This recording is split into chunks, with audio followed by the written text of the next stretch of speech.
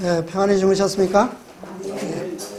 시원하고 복된 안식일 아침을 주신 하나님께 감사드립니다. 예, 오늘 저는 이 아침에 저희를 진리로 거룩하게 하옵소서라는 제목을 정했습니다. 화이선 간혹 계시를 보시면서 감동, 할렐루야 라는 외침을 하셨습니다.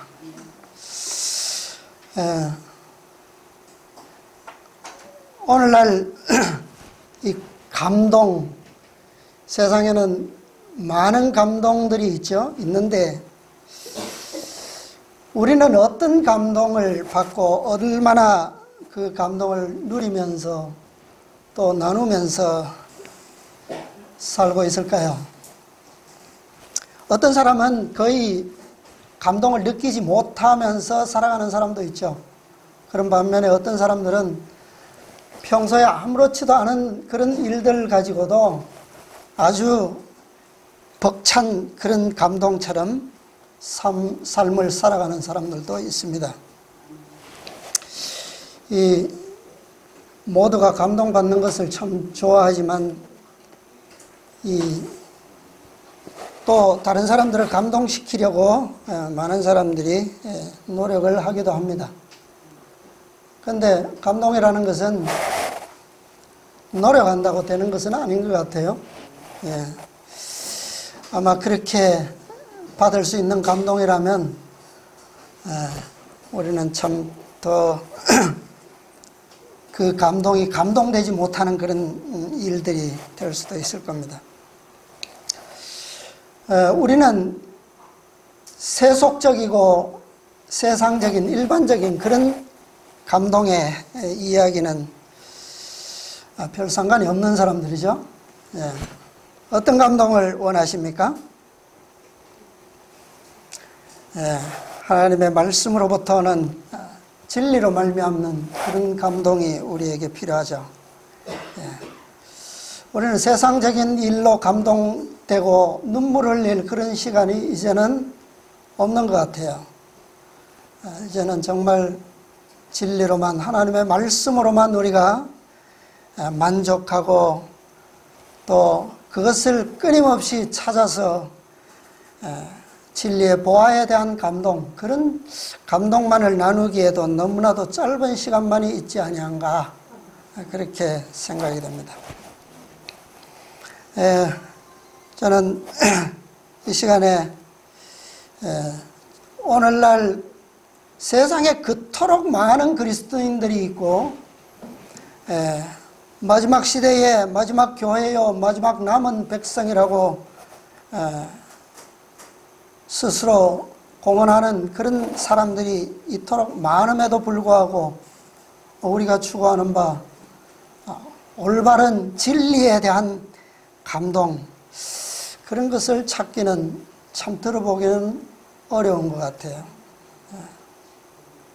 사단이 이 성경 상자에 담아놓은 그 진리의 보석들, 체계적으로 잘 연결되어 있는 그 아름다운 보석 꾸러미를 얼마나 흐트러 놓았는지, 얼마나 짓밟아 놓았는지, 정말 그 아름다움을 우리가 실제로 보고 느낄 수 있는 그런 것은 참 어려운 시대입니다. 초기문집에 보시면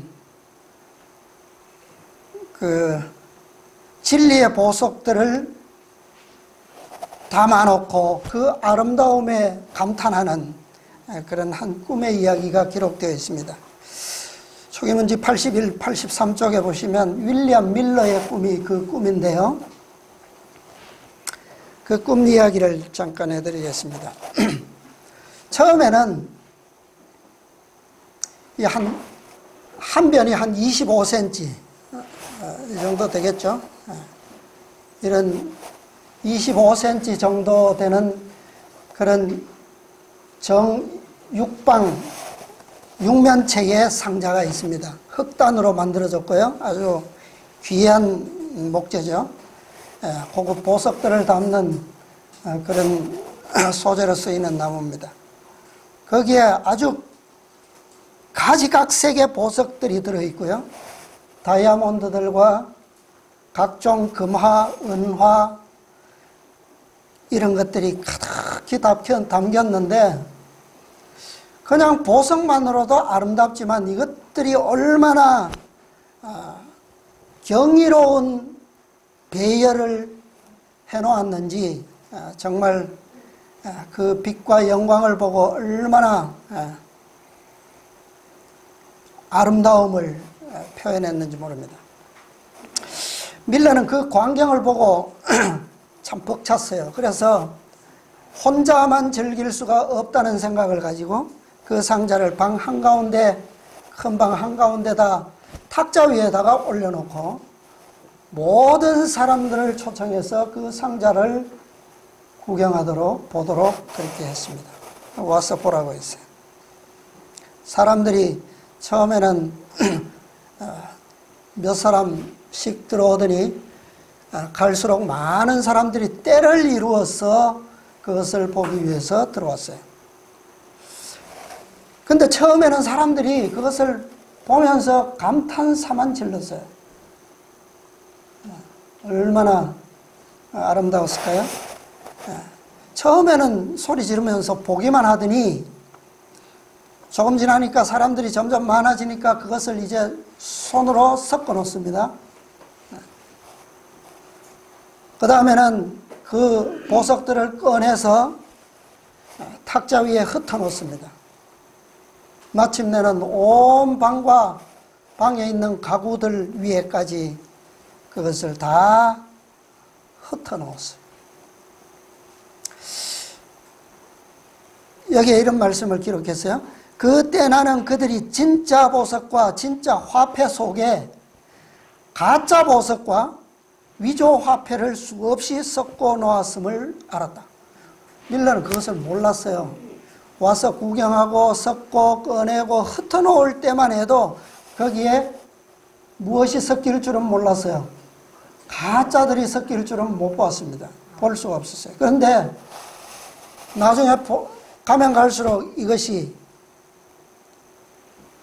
그 몰라보는 순간에 수없이 많은 가짜들이 진짜와 함께 섞여 있다는 것을 알았어요. 그래서 이러면 안 되겠다 싶어서 사람들을 막 책망하면서 나무랐습니다. 그러지 말라고. 만지지 말고 그러지 말라고. 그랬는데 이제 사람들을 막아야 되겠다고 생각해서 방 안으로 사람이 들어오는 것을 막았어요.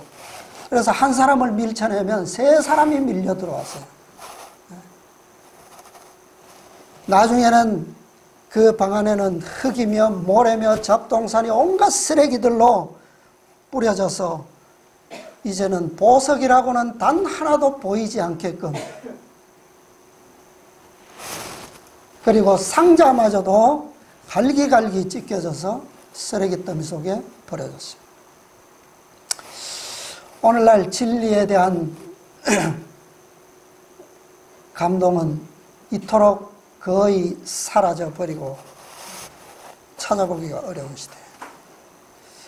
이 사람들의 마음이 하늘의 영원한 진리의 보화들로 채워져서 그 아름다움에 도취되고 그 감동으로 벅차 있어야 될 그 마음이 이제는 세상의 온갖 잡동사니와 쓰레기들로, 그런 것들로 채워져 있습니다. 특히 영적으로 거짓과 오류들이 세상 사람들의 마음을 채우고 있어요.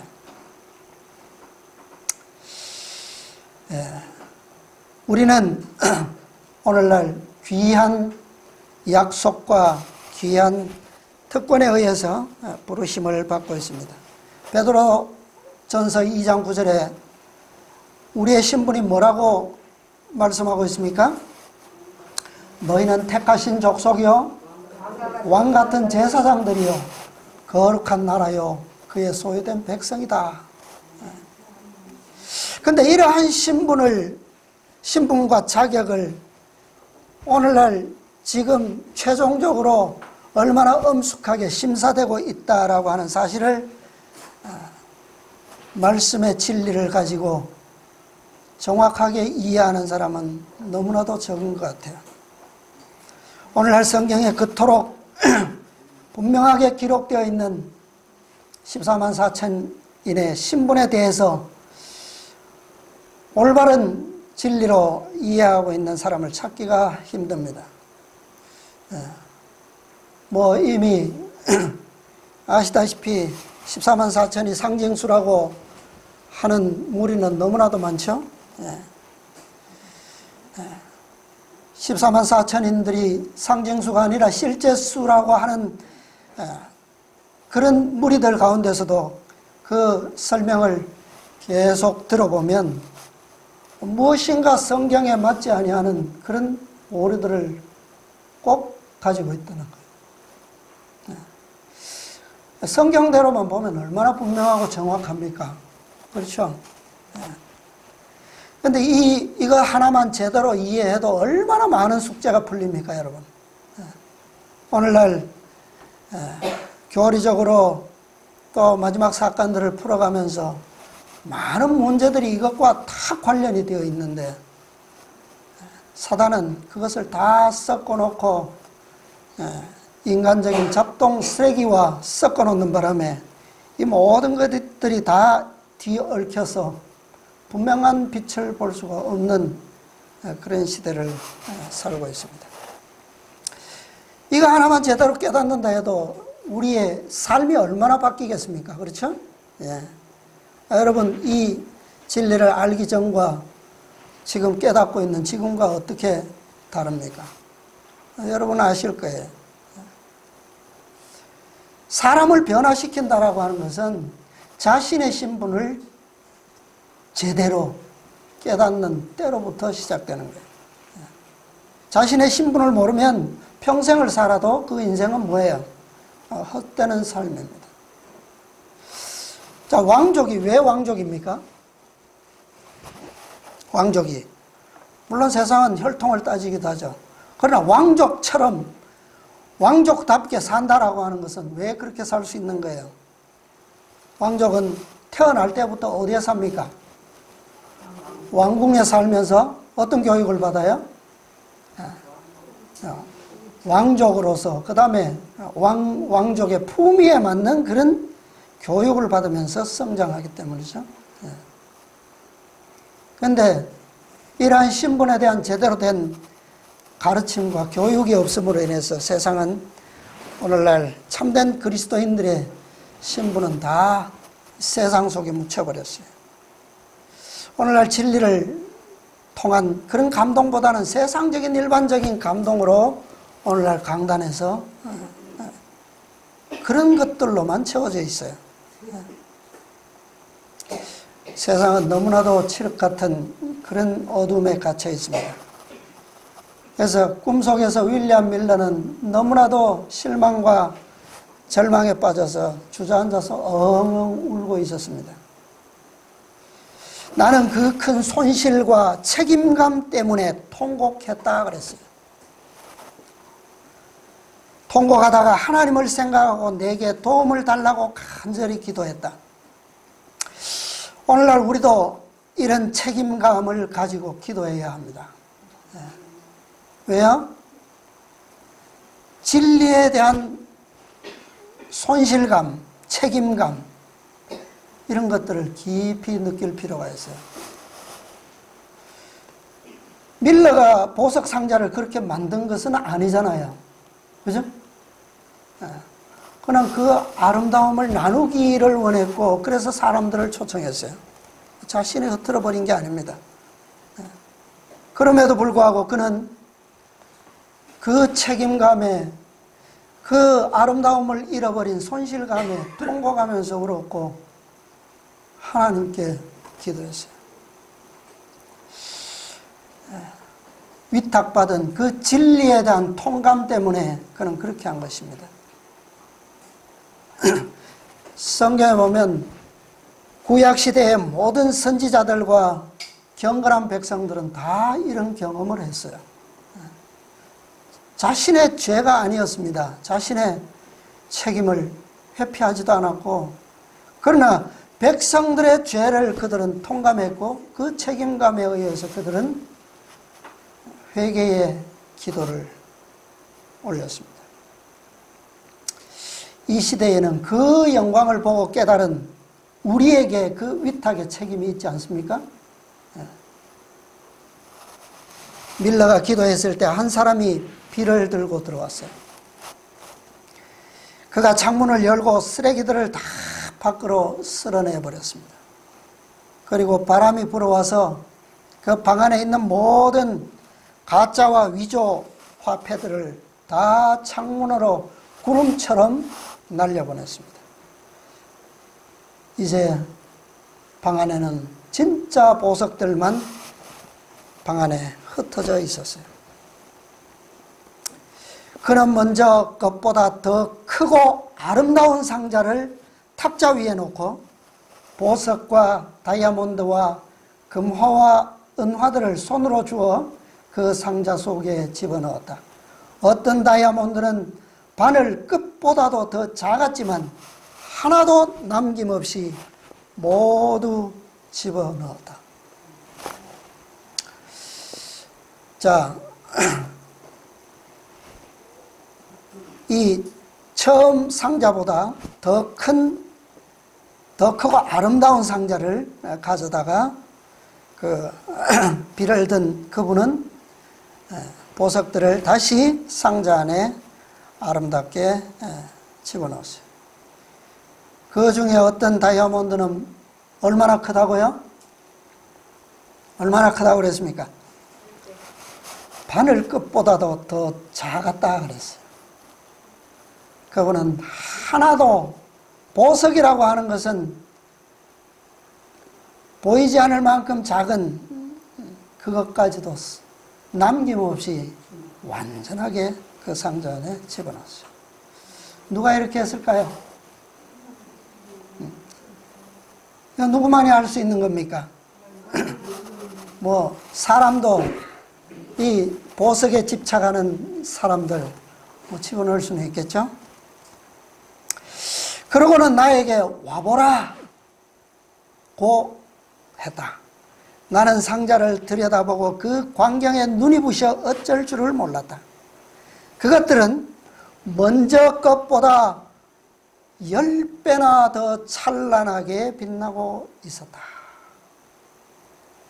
몇 배요? 10배. 10배나. 나는 악한 자들이 모래와 흙을 뿌리고 짓밟고 다녔기 때문에 문질러져서 그렇게 더 광채가 나는 것이라고 생각했다. 그 사람은 전혀 어려워하는 기색도 없이 그것들을 상자에 집어넣었는데도 보석들은 제자리에 아름답게 정돈되어 있었다. 나는 기뻐서, 너무나 기뻐서 어쩔 줄을 모르고 소리를 지르게 되었는데 그 소리에 놀라 잠을 깨게 되었다. 저도 이런 꿈 좀 꿔봤으면 싶어요. 비록 꿈일지라도 이런 환상적인 기쁨의 비명으로 매일 아침 잠에서 깬다면 얼마나 좋겠습니까? 네. 그런데 말이죠, 우리는 꿈이 아니라 실제로 이런 현실 속에, 이런 경험 속에 살고 있다는 사실 여러분들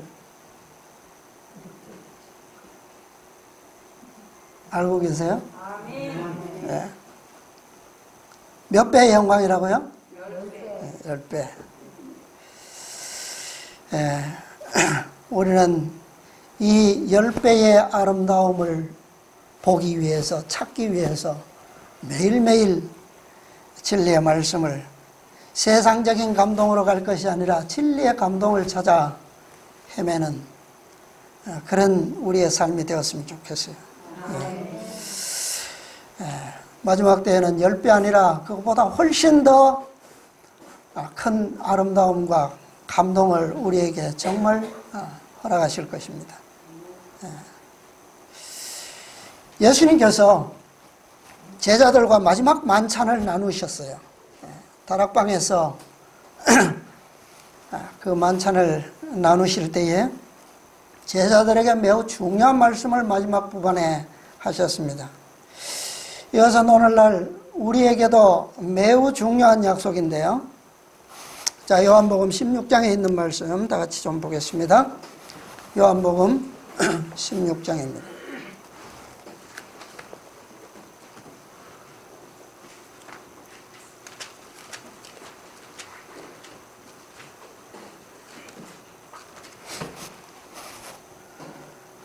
요한복음 16장 12절 13절 보겠습니다.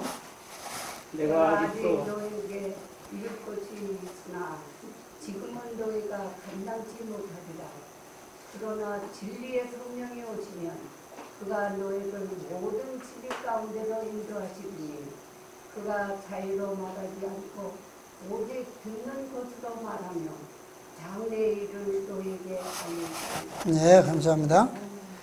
내가 아직도 너희에게 이룰 것이 있다 그랬습니까? 뭐라고 그랬어요? 많으나 그렇게 말씀하셨어요. 왜 예수님께서는 제자들에게 모든 것을 가르치시고 보이시기 위해서 오신 거 아니에요? 그런데 왜 아직도 이룰 것이 많다라고 말씀하셨어요? 예수님께서 제자들에게 말씀하시는 모든 것이 진리죠. 예수님께서 말씀하신 진리의 정의는 무엇입니까?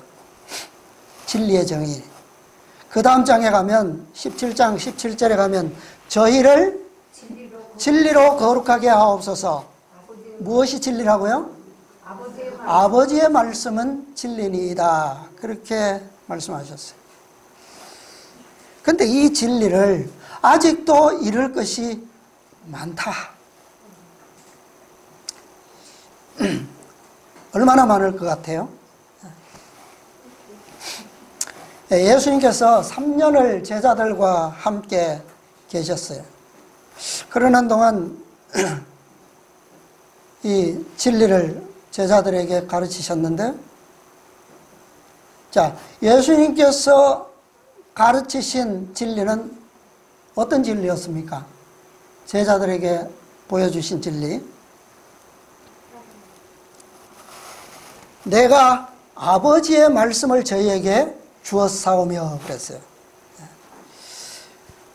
예수님께서는 이 율법과 복음에 대한 정신, 그리고 그것의 능력,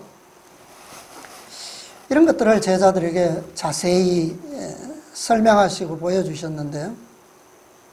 그것은 다 무엇이었습니까? 아버지의 품성이었어요. 그리고 그분의 영광이었습니다. 제자들에게 주신 모든 말씀이 누구의 말씀이라고요? 아버지의 것이었고 그분의 품성의 영광들이었어요. 예수님께서는 방금 읽은 이 16장에서 아직도 너희에게 이룰 것이 많은데 누구를 통해서 그렇게 하시겠다고요? 누구를 보내시겠다고요? 성령을 보내셔서 너희로 아직도 이룰 것이 많은 그것들을 이루시겠다라고 약속하셨습니다. 그런데 성령을 통해서 그렇게 하실 때에, 성령께서 오실 때에 성령은 어떤 진리를 제자들에게 알게 하실 것입니까? 어떤 새로운 진리일까요? 그분이 오셔서 알게 하시는 것은 어떤 목적을 위해서 오시는 겁니까? 새로운 진리가 아니라 예수님께서 제자들에게 가르치셨던 진리. 그는 무엇으로 말하지 않는다고요? 자의로 말하지 아니하고 그랬어요. 오직 듣는 것을 말하신다.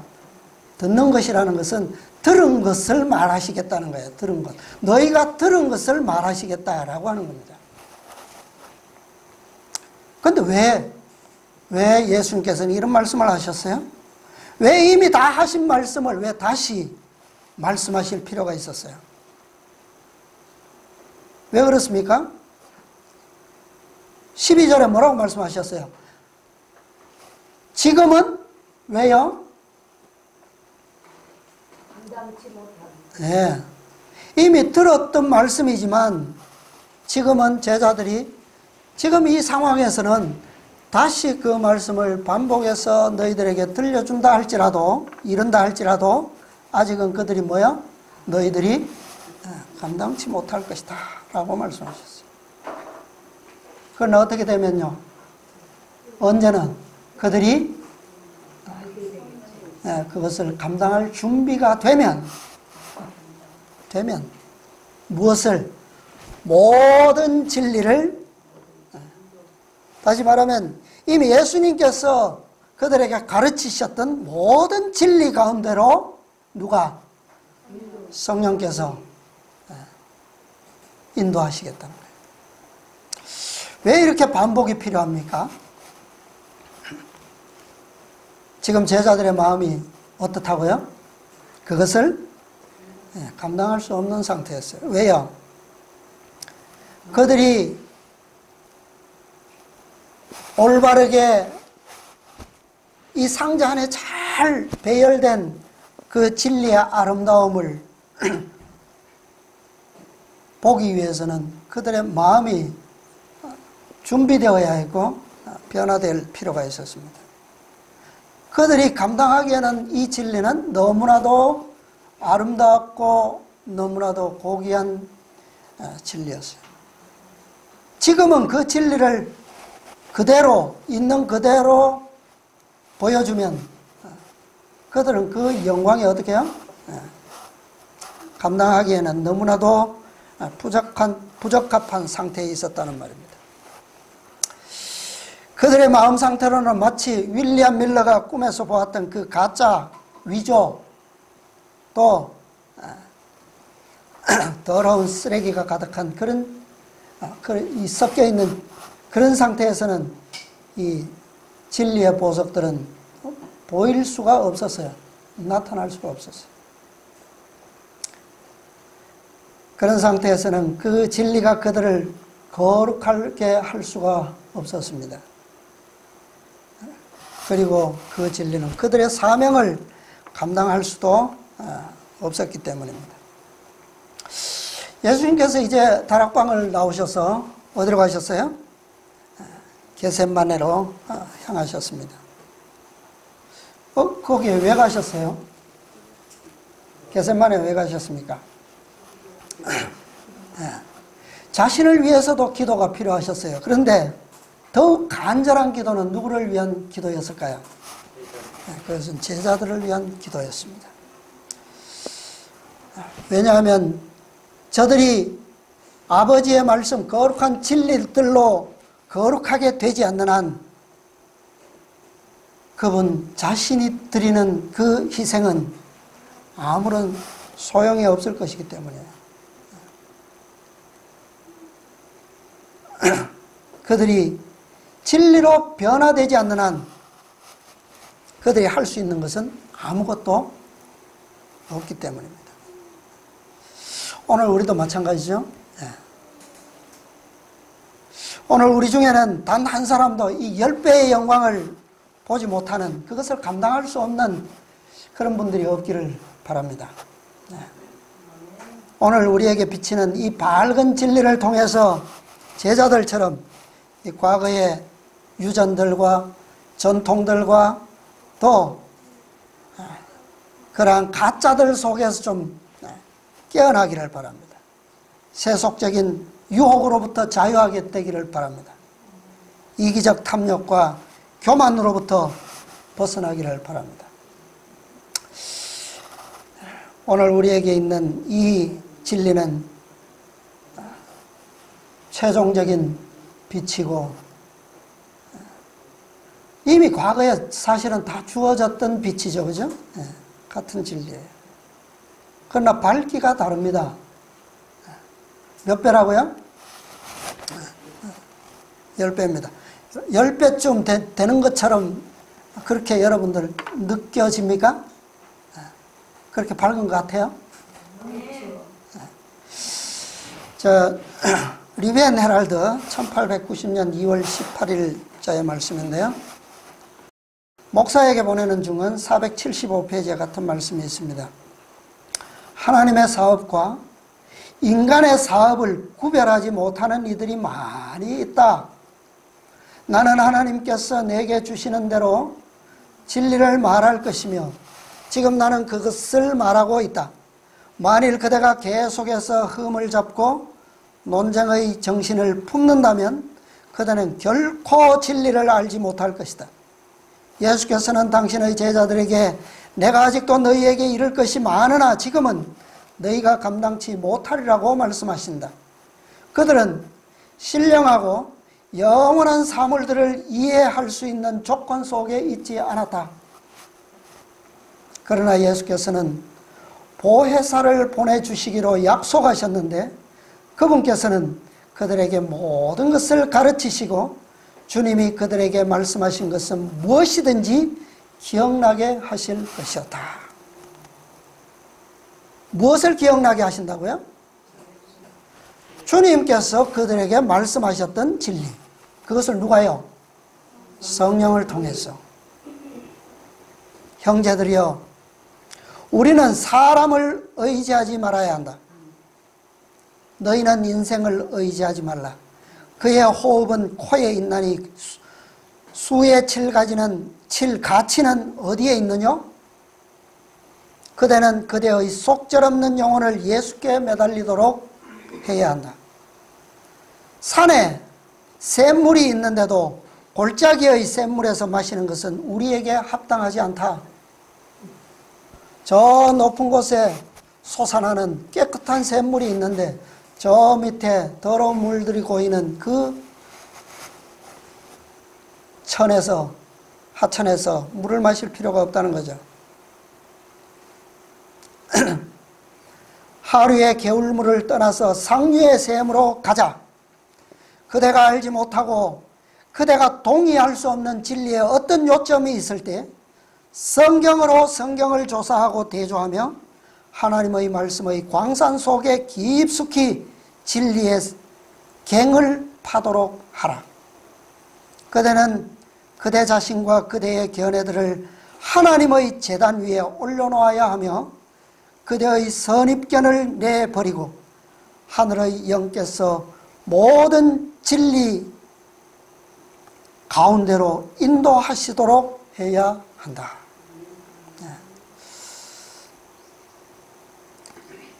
이 땅에 정말 참 진리가 없다면 그 진리의 아름다움을 하나님께서 온전히 숨기셨다면 우리는 갈 곳이 없겠죠. 그러나 어디에 있습니까? 그것이 어디에 있다고요? 높은 곳에 있다 그랬어요. 높은 곳에. 그것을 어떻게 하라고요? 직접 팔아 그랬어요. 누구를 의지하지 말고 사람을 의지하지 말고. 오늘날 수많은 재림 성도들이 다 누구를 의지하고 있습니까?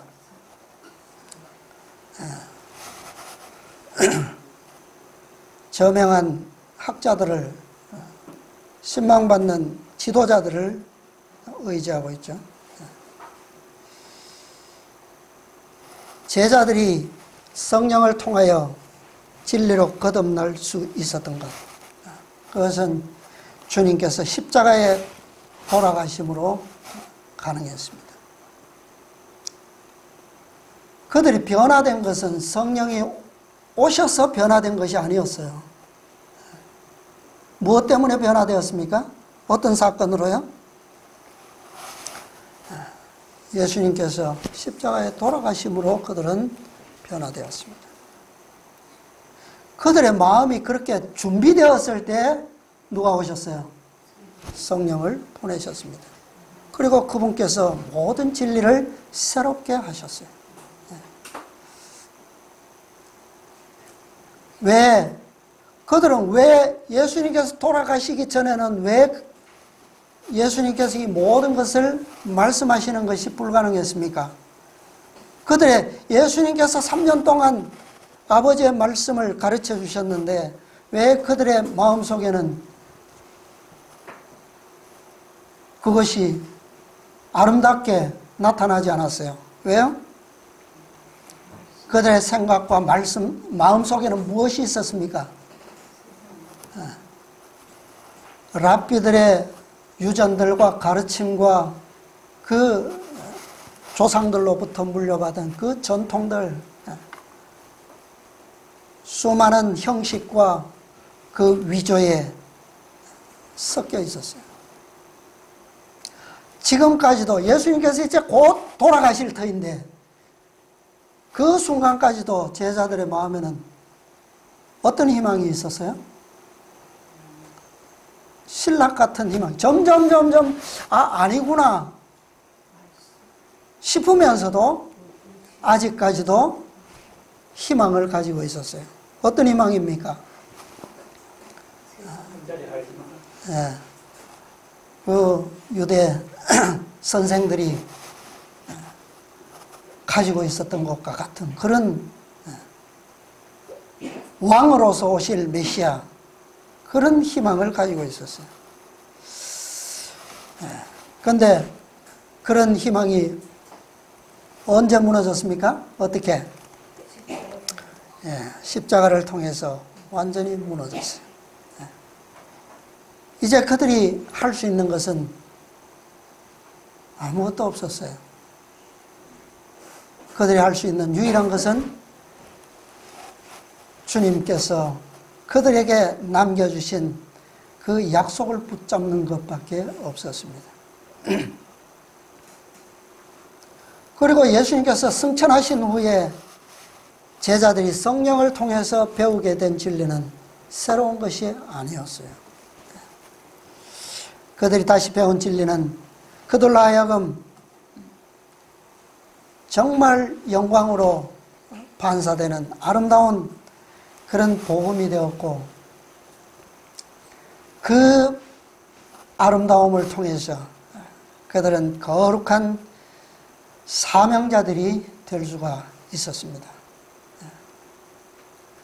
예수님께서 가르치신 그 진리가 그들의 마음속에서 유전과 전통과 어울리고 섞이고 이기적 욕망들, 그런 쓰레기들과 뒤섞여 있을 때는 그들은 아무것도 볼 수도 없었고 깨달을 수도 없었고 할 수도 없었어요.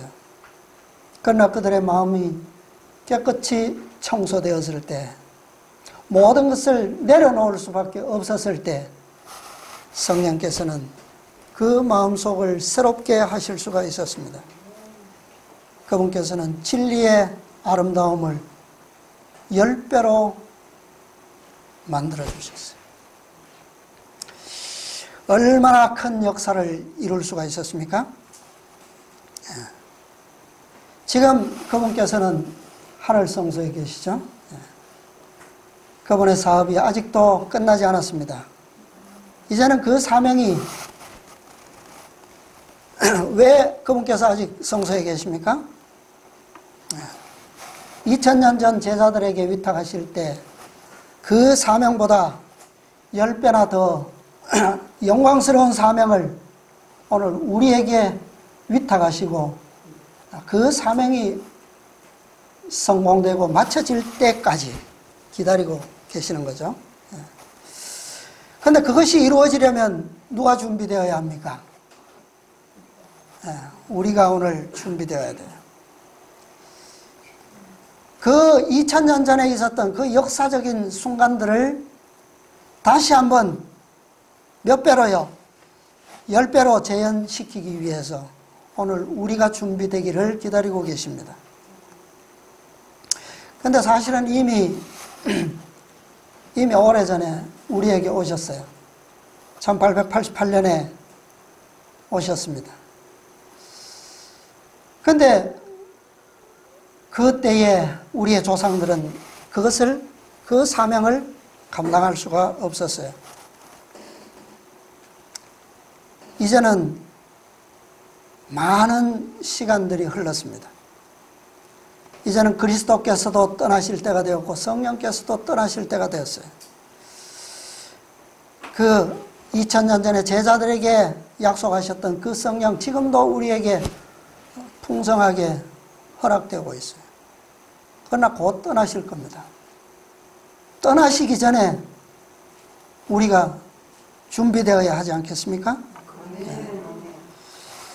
지금 우리에게 주어진 이 현대진리, 다섯째 천사의 기별, 이것은 새로운 기별이 아니에요.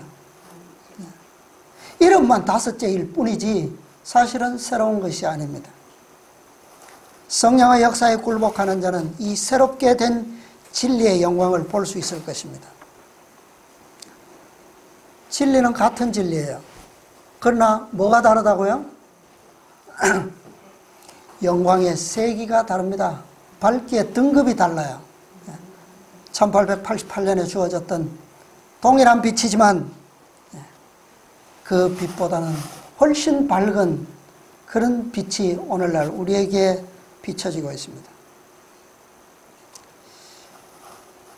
2000년 전에 예수님께서 이룰 수 없었던 그 빛, 10배나 밝았던 그 빛에 의해서 제자들이 그 거룩한 사명을 수행했을 때보다 오늘날은 그것보다도 더 밝은 증가된 빛을 오늘 우리에게 비치고 계시는 겁니다. 얼마나 밝아졌습니까? 그런데 이것을 감당할 수 없다면 사명은 수행할 수가 없습니다. 위탁될 수가 없어요. 이 마지막 사명은 전적인 순종과 굴복, 제자들이 이루었던 경험처럼 전적인 신뢰를 요구하는 것입니다. 이것을 통해서 바로 다섯째 천사가 전하는 그 마지막 약속을 이루시겠다고 말씀하고 있습니다. 이 10배의 10배나 밝아진 이 빛을 감당하기 위해서는 한꺼번에 될 수가 없겠죠. 여러분 캄캄한 채로 눈을 감고 있다가 갑자기 정오의 태양을 바라볼 수 있습니까? 불가능한 것처럼 점점 예수님께서 주셨던 그 때의 빛으로부터 제자들이 또 더 밝아진 빛을 통해서 그 진리를 보았던 것처럼 또 지금은 그것보다 훨씬 더 밝아진 그 빛들을 우리는 성령을 통해서 감당할 수 있도록 발전되어야 합니다. 첫째 천사부터 다섯째 천사까지 기별해 주는 능력은 다 똑같죠. 주제는 다 같습니다. 그러나 그것은 등급이 다 있어요. 그 등급별로 우리가 점점 익숙해져 오지 아니하면 이 밝은 마지막 빛을 감당할 수가 없다는 거예요. 지혜자는 솔로몬은 잠언서에 그렇게 말씀했죠. 정오의 태양처럼 밝아져가는 그것은 누구의 길이라고요? 어떤 자의 길이라고 그랬습니까? 의인의 길이다 그랬어요.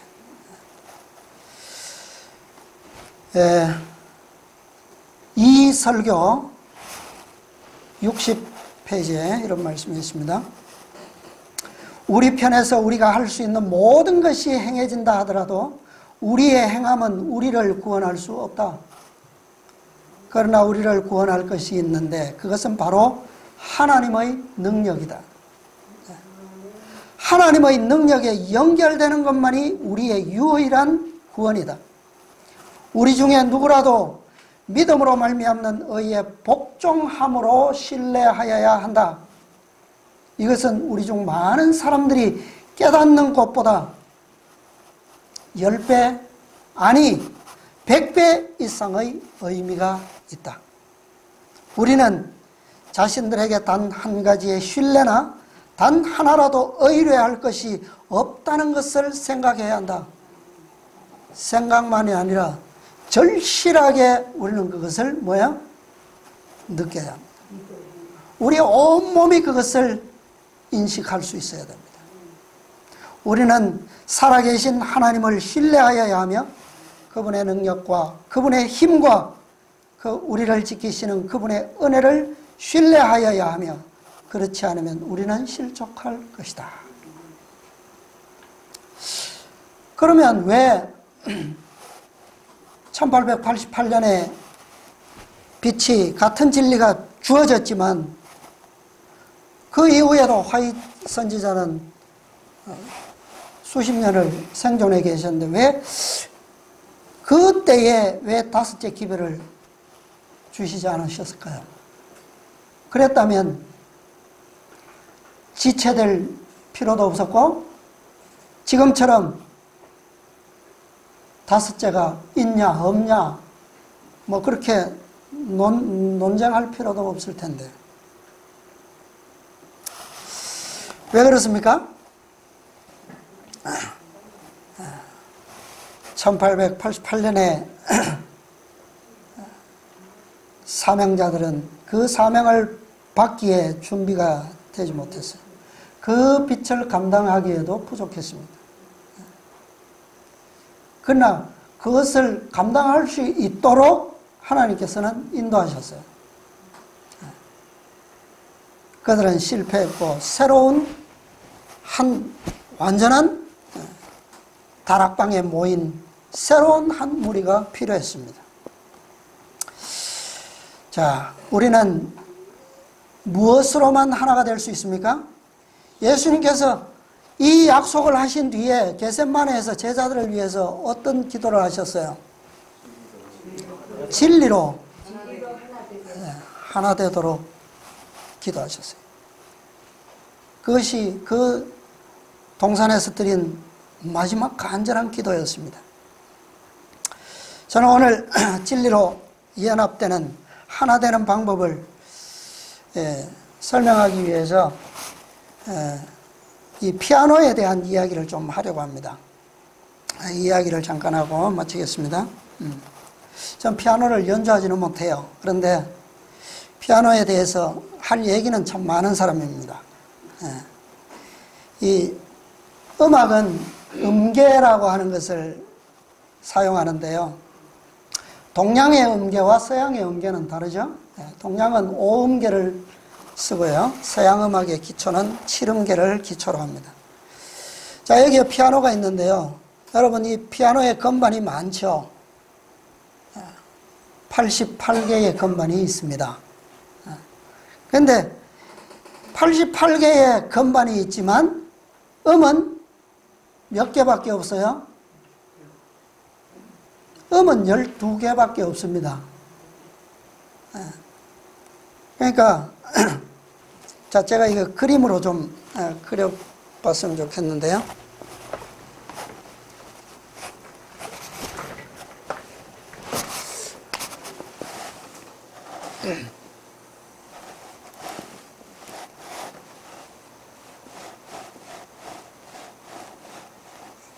관객이요.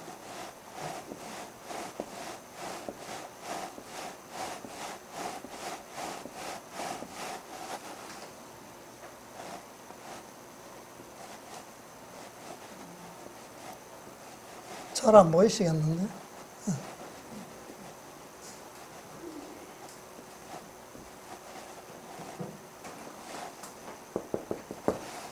자, 여기서 1번부터 88번까지 있습니다. 안타깝게도 지금 이 피아노가 제가 집회 전에 조율을 좀 했는데 제일 중요한 한계가 어제부터 갑자기 안 나옵니다. 이 피아노 88개를 다 조율을 해야 되는데요. 음은 몇 개밖에 없다고요? 12개밖에 없습니다. 12개 음인데 그러면 88개를 어떻게 조율을 하느냐? 자, 여기에 1번부터 시작해서 88번까지 있는데요. 이 88개의 음을 조율하기 위한 가장 기본음은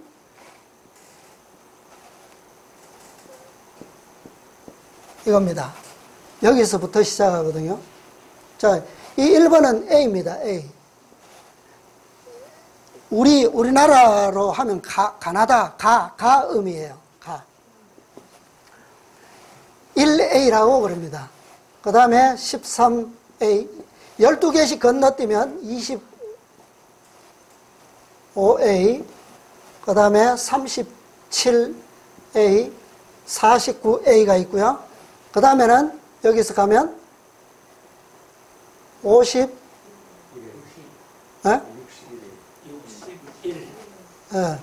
61A. 그 다음에는요, 73A. 하나, 둘, 셋, 넷, 다섯, 여섯, 일곱. 12 곱하기 7개가 있고, 그 다음에 끝에 플러스 4개의 음이 더 있어요. 그래서 88개입니다.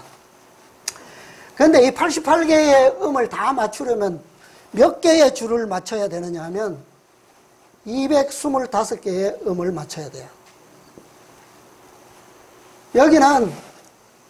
여기의 음들은 한 줄로 되어 있습니다. 한 줄. 그 다음에 여기 가면 또 몇 개의 줄들은 2개의 줄들로 되어 있고요. 여기쯤 가면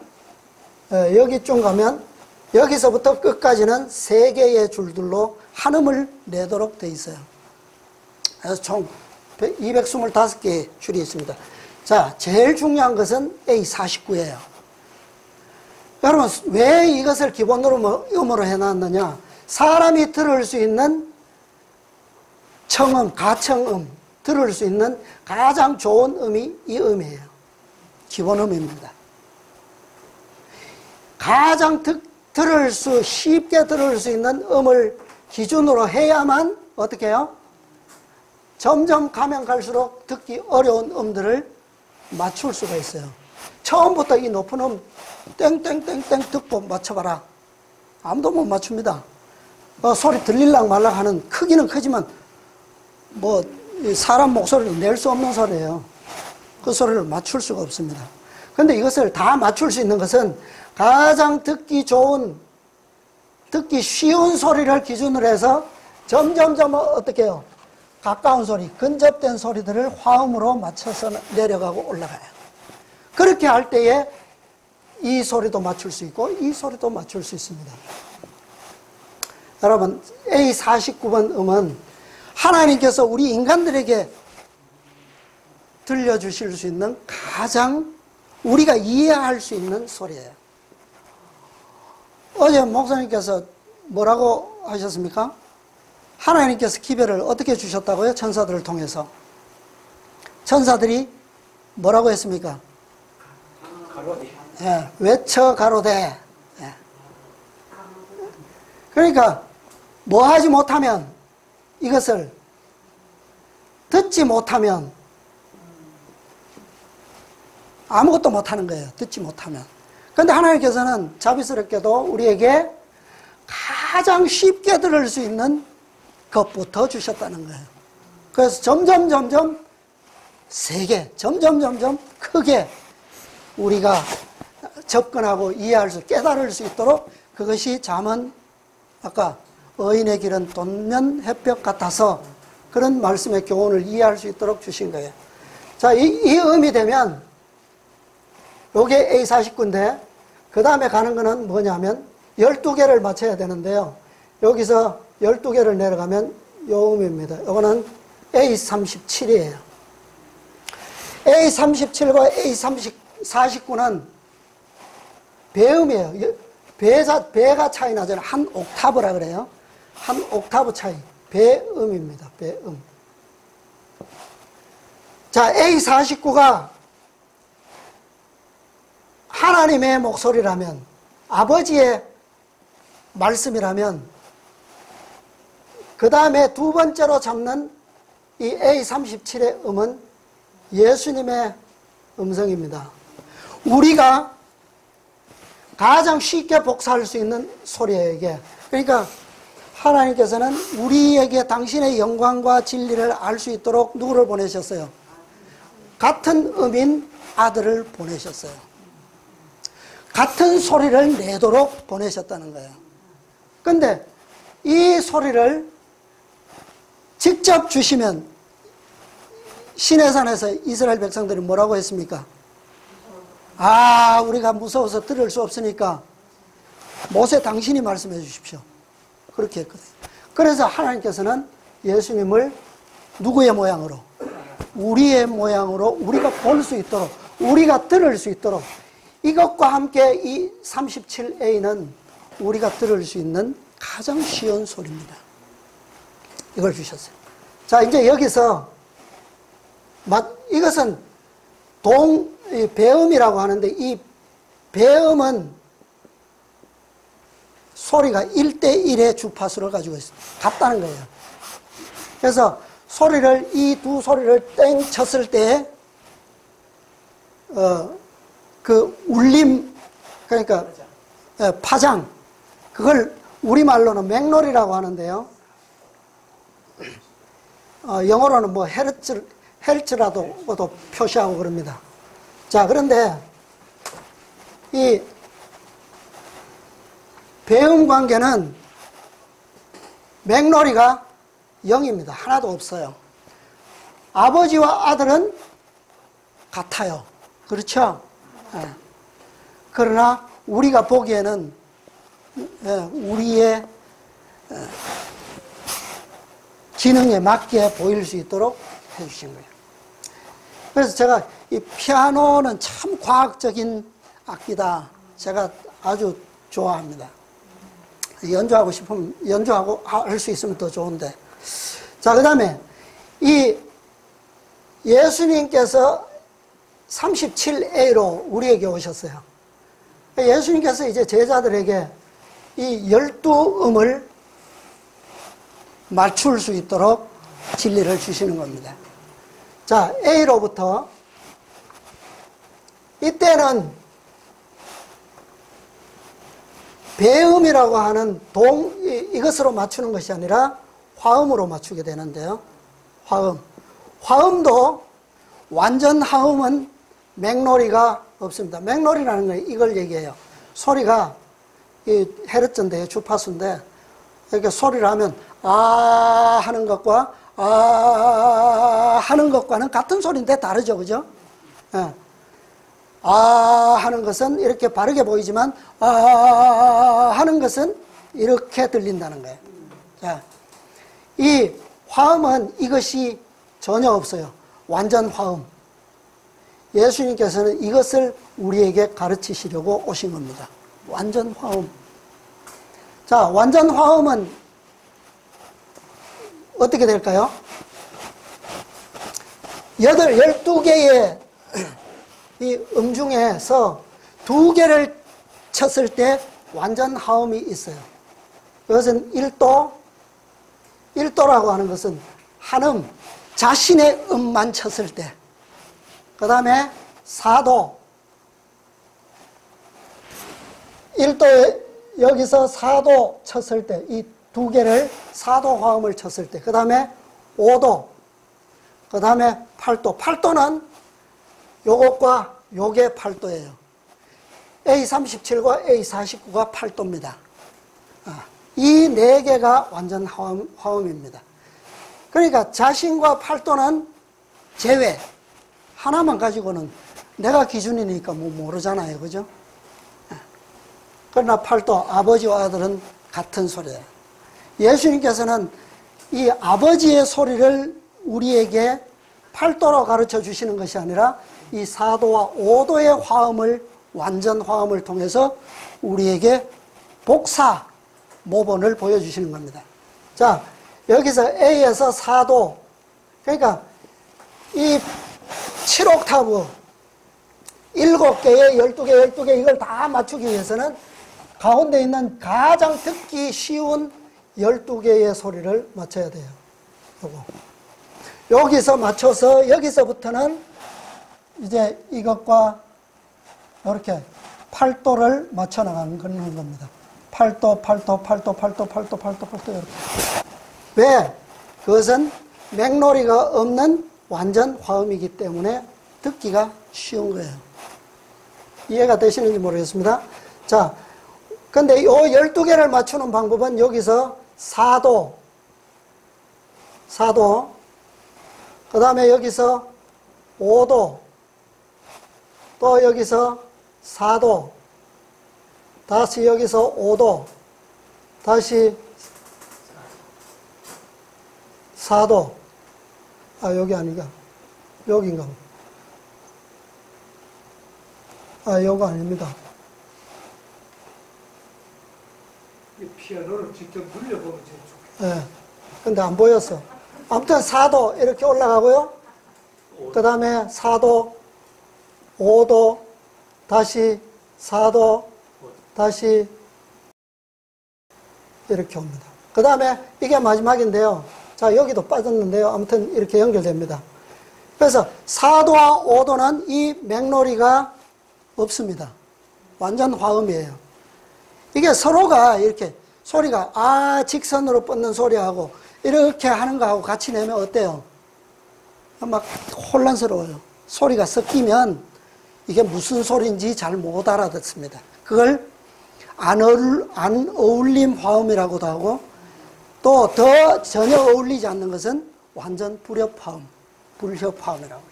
그런 의미 있어요. 근데 이 12개의 음 중에서 2개를 쳤을 때 완전 화음은 요거밖에 없어요. 4도와 5도. 계시록 18장 기별을 통해서 우리는 하나가 될 수가 있습니다. 자, 이게 지금 이게 안 나오거든요. 나오네. 자, 이게 A49번입니다. 그 다음에 이것과 A37번 배음요. 자, 이게 같은 소리죠. 자, 이렇게 되면 여기서부터는 이게 지금 제일 중요한 센터음이 죽었어요. 5도, 4도, 5도, 4도.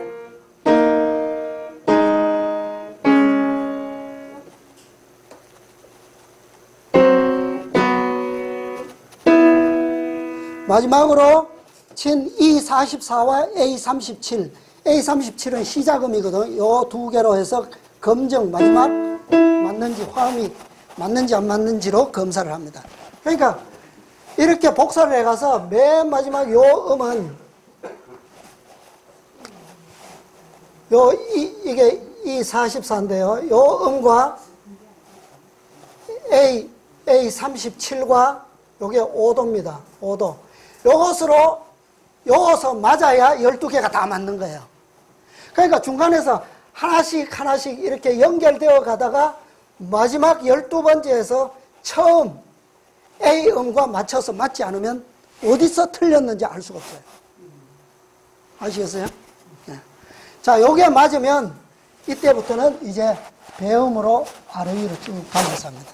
절대 2단계를 건너서 음을 맞출 수가 없어요. 하나씩 올라가야 됩니다. 왜? 우리의 소리는요, 갑자기 뛰어넘는 기능이 없어요. 예. 그렇기 때문에, 자, 이것은 무엇을 말하느냐? 예.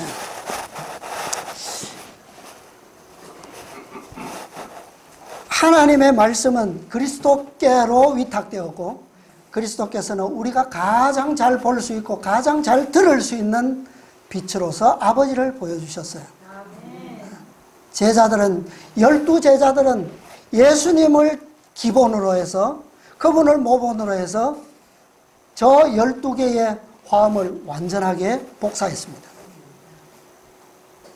그래서 결국은 이른비의 사명이 영광스럽게 맞춰질 때에는 그들의 품성뿐만 아니라 그들의 사업까지도 누구와 같이, 예수님과 똑같이 되었음을 역사는 기록하고 있어요. 영감의 말씀이 다 증명하고 있습니다.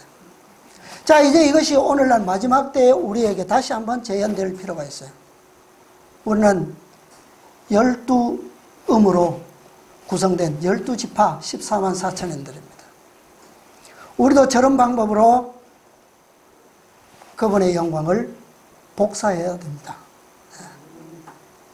자, 저렇게 될 때에 우리는 가장 높은 저 73A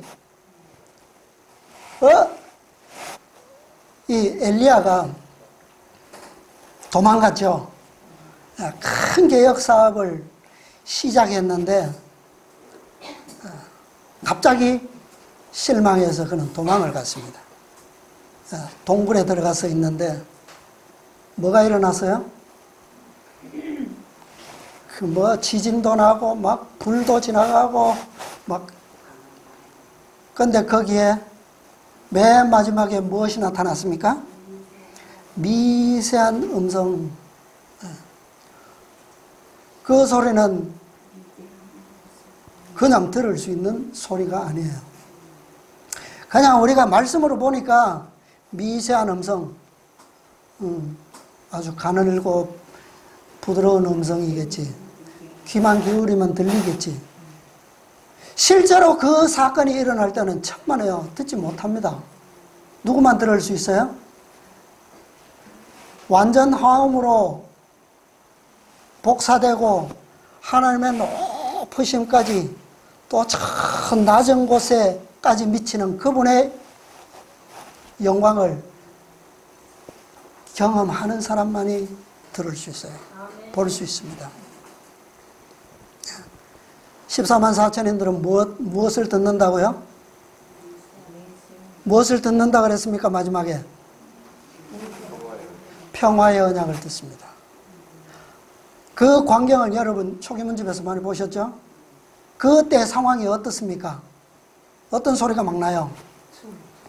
지진이 나고 산들이 막 온통 튀겨나고 바위는 바다로 떠들어가고 사방의 천둥과 우레와 뭐 번개와 내성이, 악인들은 그것을 어떻게 본다고요? 놀라서 그냥 어안이 벙벙할 때 누구만 그 소리를 알아듣습니까? 이렇게 훈련된 진리로 완전을 이룬 그 백성들만 들을 수 있는 거예요. 어떤 높은 음성도 들을 수 있고 어떤 낮은 음성도 분별할 수 있다는 거예요. 그렇게 되기 위해서는 무엇까지도요, 성령께서 하신 것처럼 그 흩어진 진리의 어떤 것까지도 아주 미세한 바늘 조각 같은 그런 진리의 보석도 우리는 다 뭐 해야 됩니까? 모으고 그것을 성령께서 가르치실 때 우리는 그것을 다 그 아름다움을 분별할 수 있어야 됩니다. 그런데 진리를 파지 않는 사람만 신뢰하고 조직만 신뢰하면서 그것이 가능하겠습니까? 어떤 시대라고요? 사단이 어떻게 해놓았다고요? 다 흐트러 놓고 온갖 잡스러기들 다 섞어 놓았습니다. 여러분, 이것을 분별할 수 있도록 우리에게 진리의 밝기와 그 아름다움을 우리에게 점점 알게 하신 하나님께 감사하시기 바랍니다.